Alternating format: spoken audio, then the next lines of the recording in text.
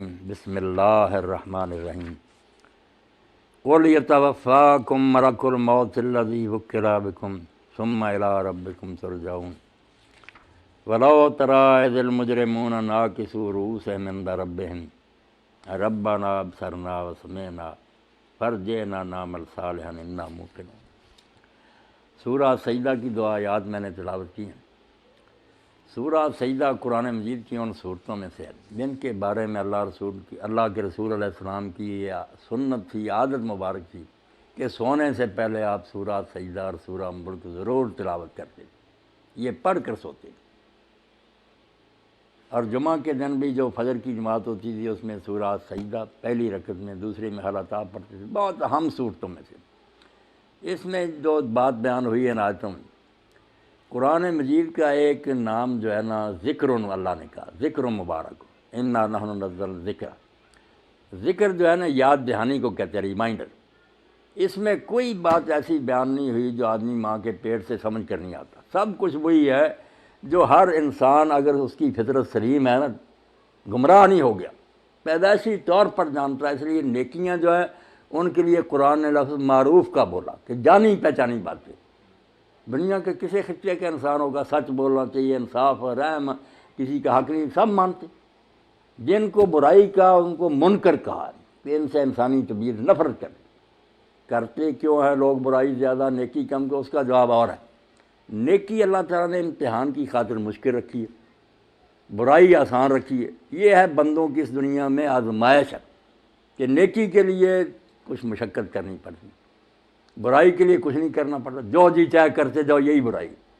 اور حدود کی پابندی کرو کہ یہ نہیں کرنا، یہ صرف کرنا، یہ ہے مشکل۔ اور یہ ایسا ہونا ہی چاہیے تھا۔ اگر کوئی سوال کرے کہ اللہ تعالیٰ نے نیکی کو کیوں نہیں آسان کر دیا، تو آپ عقل مند ہیں، خود دیکھیں کتنا یہ غلط کام ہوتا اگر یہ اعلان ہو جائے کہ جو بچہ فیل ہوگا اس کو وظیفہ ملے گا، جو محنت کرے گا اس کو سزا ملے گی۔ کوئی عقل کی بات؟ جس نے وظیفہ لینا، راتوں کو جاگنا پڑتا ہے، دن کو کھپنا پڑتا ہے، محنت کرنی پڑے، فیل ہونے کے لیے کوئی نہیں۔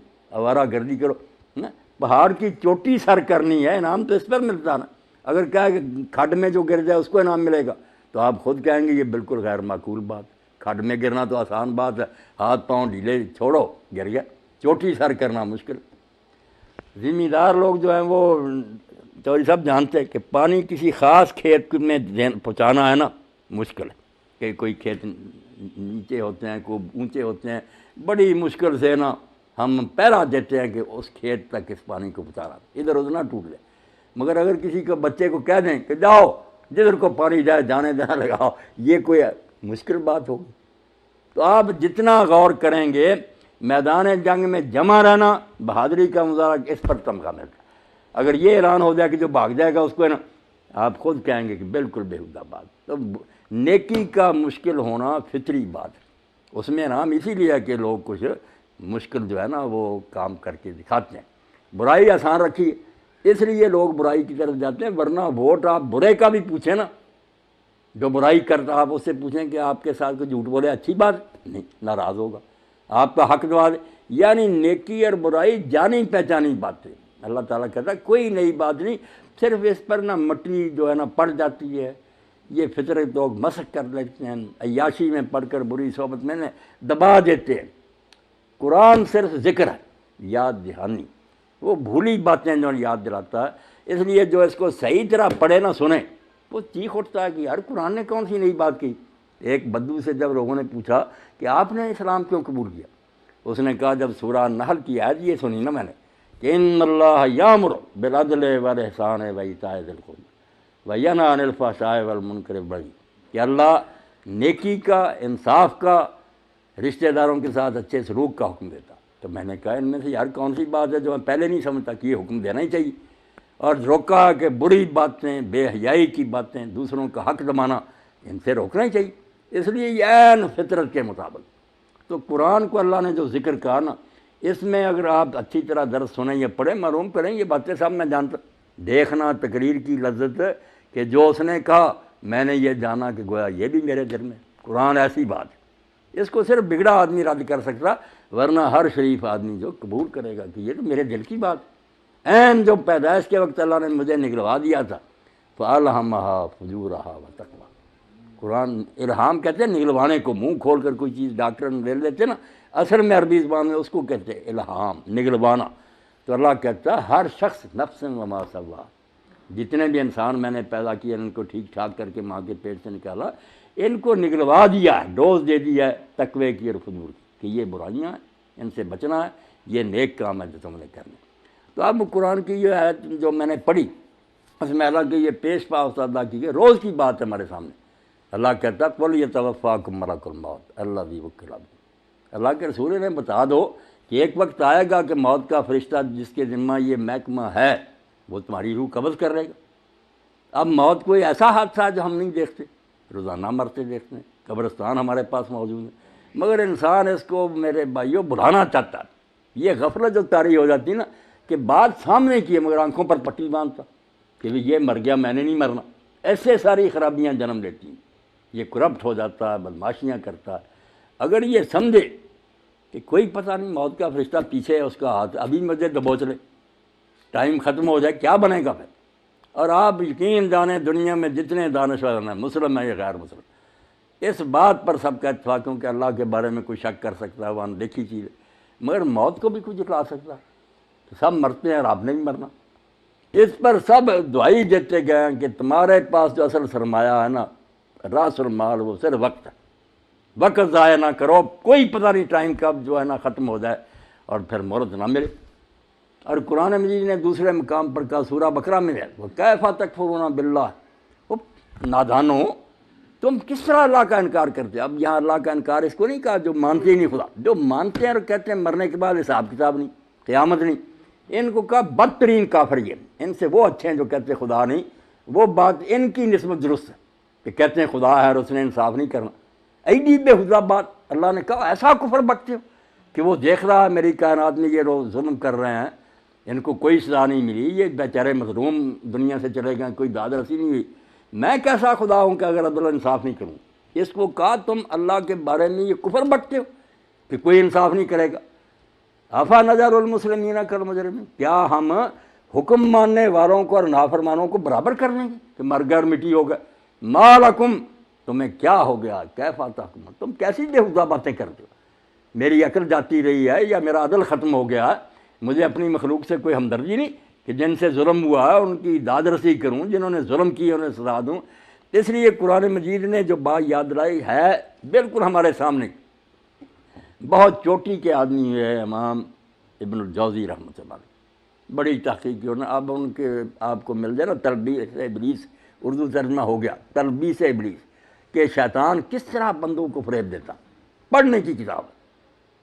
اس میں یہ جو لوگ ہیں نا مذہبی پیشوا ان کا بھی حال کہ کیسی کیسی مکاری سے یہ لوگوں کو دین سے ہٹاتے، تلبیس ابلیس، ابلیس کی فریب دینے کی کوشش۔ تو امام کا یہ طریقہ تھا کہ وہ اپنی نوٹ بک پاس رکھ لیتے، جب کوئی خیال آیا نا قرآن مجید کی کسی آیت کے بارے میں، حدیث پاک کے بارے میں یا کسی اور چیز کے بارے میں، اسی وقت وہ نوٹ کر لیتے تھے۔ وہ کتاب کہلاتی ہے سید الخاطر، کہ دماغ میں جو خیالات آئے نا کسی وقت ان کو قید کر لیا، شکار کے نوٹ بک۔ وہ ایسا کشکول ہے کہ آدمی پڑھے تو قیمتی نکتے جو جو ساری عمر میں ذہن میں آئے ابن جوزی نے وہ انہوں نے اکٹھے کر لیے۔